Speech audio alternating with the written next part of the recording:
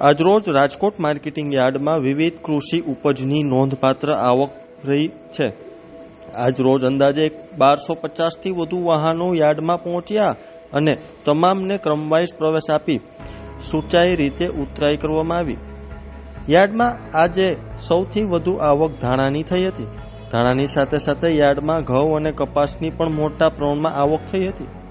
Rajkot marketing યાર્ડમાં ધાણાની આવક 75,000 મણ, કપાસની આવક 4,000 મણ, ઘઉંની આવક 31,000 મણ, ચણાની આવક 23,000 મણ, રાયડાની આવક 6,200 મણ, વટાણાની આવક 8,000 મણ, મેથીની આવક 4,200 મણ, સિંગફળાની આવક 6,000 મણ, જીરાની આવક 18,000 મણ, લસણની આવક 3,700 મણ અને સફેદ તલની આવક 1,000 મણ થઈ હતી।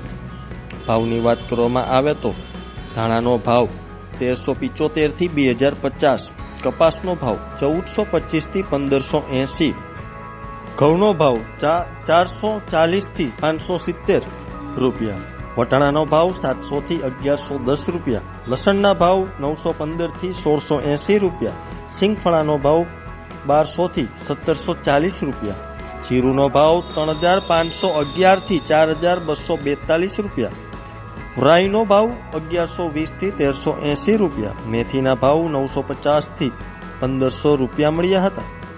ઉપરોક્ત તમામ જર્સીઓ ભરેલા વાહનોને માર્કેટિંગ યાર્ડમાં સુવ્યવસ્થિત રીતે પ્રવેશ અપાઈ ઉતરાઈ કરવામાં આવી હતી। રાજકોટ માર્કેટિંગ યાર્ડના chairman Jayesh Bogra, vice chairman, ડિરેક્ટરો તથા સ્ટાફ દ્વારા સમગ્ર વ્યવસ્થાની દેખરેખ રાખવામાં આવી અને કામગીરીની સંપૂર્ણતાપૂર્વક પૂર્ણ કરવામાં આવી। જર્સીની આવક સાથે સાથે ભાવની બાબતમાં પણ ખેડૂતોને રાહત મળી હતી। વિવિધ પાકોના ભાવ સંતોષજનક રહેતા ખેડૂતોમાં ખુશીનો માહોલ જોવા મળ્યો હતો।